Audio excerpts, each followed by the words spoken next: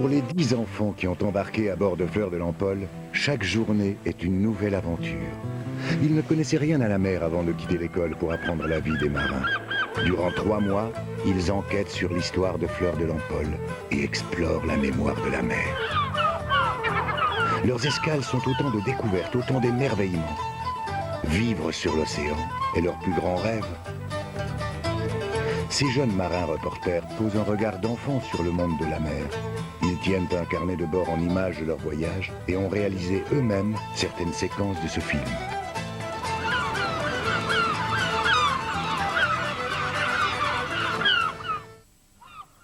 La vie secrète des hommes et des animaux du littoral échappe aux visiteurs pressés. Dans de rares lieux préservés, quelques marins pratiquent encore les gestes qu'ils ont appris de leur père.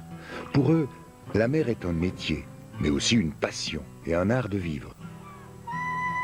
C'est pour se mettre à l'école de ces marins que les 10 enfants de Fleur de l'Empole ont embarqué pour un trimestre sur l'océan. Ce matin, après une nuit passée au mouillage, les jeunes marins lèvent l'ancre, cap sur la Bretagne, où nous allons enquêter sur le passé de notre navire. Pour des enfants, effectuer les manœuvres des marins d'autrefois est une rude épreuve. L'ancre de la Fleur n'est pas particulièrement légère. Elle pèse 150 kilos et la chaîne, elle pèse 1 tonne. Et t'arrives à soulever ça avec tes petits bras? Ouais, avec nous. 1, 2, 3. Petit mais costaud. On se met de l'autre côté? Ok. Allez. Allez. 1, 2, 3. On a donc des pouces de 10 mm. C'est parti. Allez, on met sur le taquet. Alors là, c'est le grand départ, il y a la ligne d'horizon qui est là-bas. J'ai vraiment envie d'y aller. Et je réalise vraiment pas que je suis partie pour 3 mois, que je vais pas aller à l'école, que j'ai juste sur ce bateau pendant 3 mois. Si je suis partie, c'est sans doute parce que j'ai envie d'apprendre plein de choses, découvrir des nouvelles choses. On apprend des choses différentes que ce qu'on apprend à l'école, donc je pense que c'est bon de voir un peu des deux.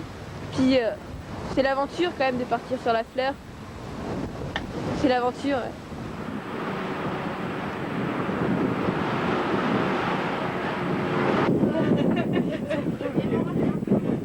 Oh putain, bordel de merde, on va zouber la mouche. Dévoile les faceilles. Ah bah oui, pour essayer, toi tu sais. Il y a 2 secondes, je viens de faire une grosse bêtise. Je me suis mis face au vent. J'ai vu tout le monde qui me regardait, les vagues qui s'asseyaient. Panique, panique. Et bon là, on m'a aidé, heureusement encore. De toute façon, il y a toujours un adulte derrière. Hein. Comme Julien. Fleur de l'Empole a remonté la Loire pour une courte escale à Nantes. Plus de 300 lycéens venus de toute la région des Pays de la Loire font connaissance avec l'équipage. Durant toute l'expédition, nous allons échanger avec eux des informations et des documents. Sur la Fleur, tous participent à cette opération pédagogique, pour laquelle l'Éducation nationale a détaché Philippe, qui est enseignant. Comme tout le monde ne peut pas partir, on essaye de faire partir le maximum de jeunes avec nous, avec les lycées, tout ça. Si on y arrive, c'est pour ça qu'on fait des films. D'habitude, je fais de la biologie. Bon, pour moi, c'est un cours comme un autre, tandis que là... Ça incite à découvrir la nature et à la protéger. Parce que c'est comme notre mère, entre guillemets, la nature. C'est vrai, on peut essayer de faire partie d'une prochaine expédition. Ouais, bah, on peut toujours essayer. Sinon, vous embarquez en passager clandestin. Cap à l'ouest, nous reprenons notre route vers la pleine mer. Au printemps, la mer est souvent balayée par un vigoureux vent d'ouest, plutôt réfrigérant. Ça bouge pas mal parce qu'on est au frais. Mais alors je mange parce que ça me fera quelque chose à vomir. Mais là, j'avoue que je suis pas très bien, donc ça donne à manger aux poissons. C'est un geste pour l'écologie. Il y a Thomas qui vient de vomir, Sarah qui vient de vomir. Au début, il y avait Alice qui était malade, et puis là, Thomas qui sort en courant là, de la descente et par-dessus bord, quoi. Pour ménager les jeunes de l'équipage, nous décidons de jeter l'ancre pour la nuit à l'abri derrière l'île de Watt.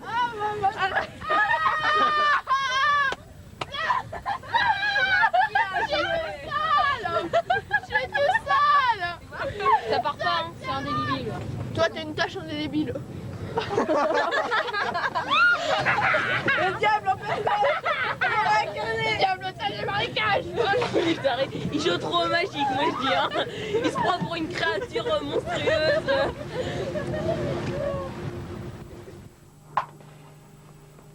Parfois, la nuit, je me réveille.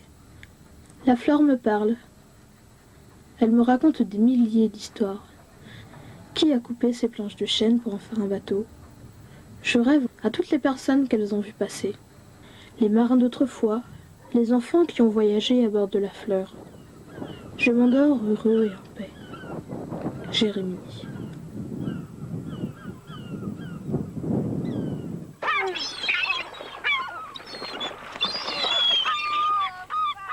Allez les mouettes.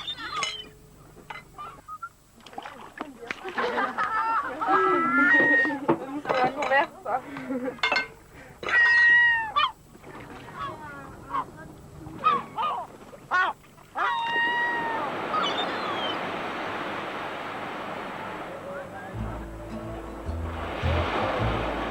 Nous partons à la découverte de l'île de Watt, un caillou granitique de 5 km de long. Ses 400 habitants vivent essentiellement de la pêche et du tourisme.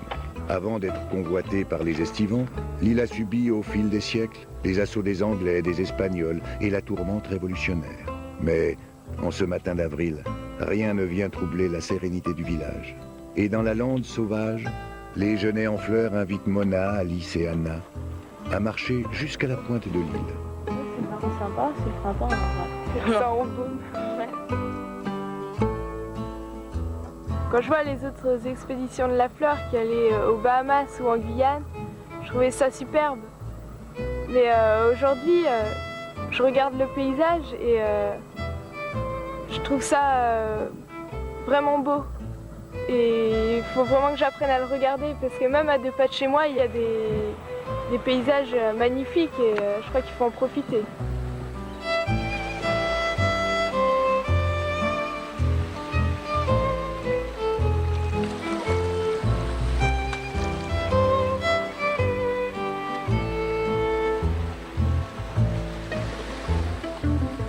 Quelque chose en moi s'éveille et me bouleverse.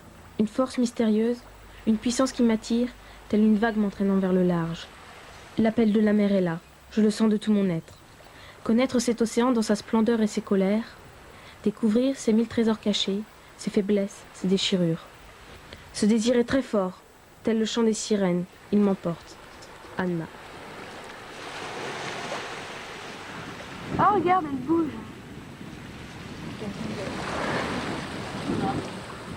Il y a un cœur qui bat. C'est marrant.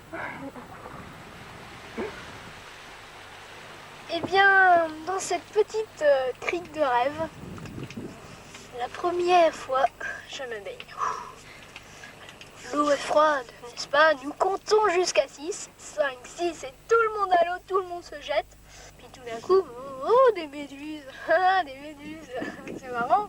Ça glisse sur le corps, c'est agréable. Puis tout d'un coup, je vois plein de petits boutons sur mon joli corps qui me brûlaient. C'est depuis ce temps-là que les méduses, je n'aime pas trop ça.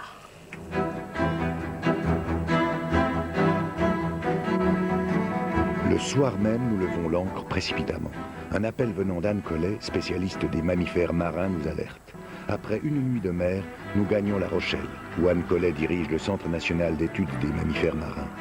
Ce matin encore, un dauphin a été trouvé échoué sur la plage. On a eu plusieurs centaines d'échouages, pas loin de 700, sur le golfe de Gascogne. Ce sont des animaux qui ont été pris accidentellement, bien évidemment, dans les chaluts pélagiques. C'est un dauphin commun et il est très jeune, tu vois, il est vraiment de petite taille. Si on regarde déjà en dessous, là, au niveau du ventre, tu vois, on peut même déterminer son sexe. Ah ouais. Regarde, là, on peut voir que c'est une petite femelle. Là, tu as la fente de l'anus et là, c'est la fente génitale. Et quand elles sont très rapprochées, comme ça, on peut dire que c'est une petite femelle. Cela fait plus de 10 ans qu'Anne guide les enfants de la fleur dans leurs études sur les cétacés. Avec son équipe, Anne recueille les animaux échoués et étudie les mammifères marins vivant au large des côtes françaises. Il n'y a pas de traces qui pourraient indiquer une capture. Les grosses marques, ça peut être quoi comme animal Ça, ce sont des marques de ses congénères.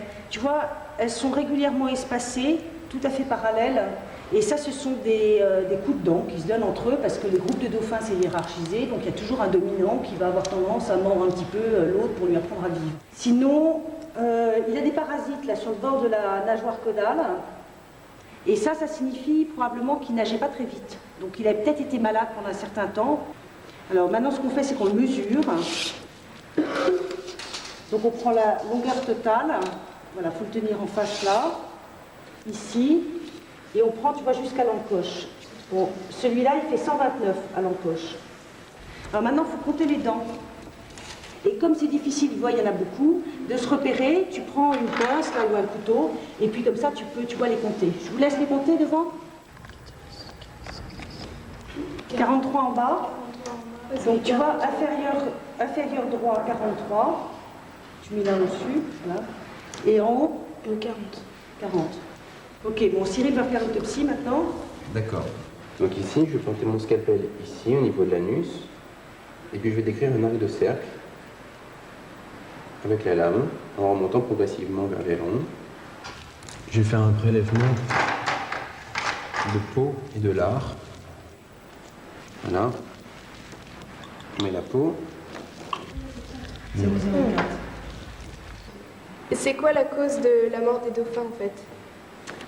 Alors, celui-là, on ne peut pas dire. Dans l'immédiat, il faut attendre le résultat des analyses. Mais il y a une quinzaine de jours, on a trouvé, en l'espace de 2 semaines, à peu près 700 dauphins sur le golfe de Gascogne, et dont 3 sur 4 avaient des cordages comme ça attachés à la côte d'Al. Tout ça alors, c'est la faute des pêcheurs?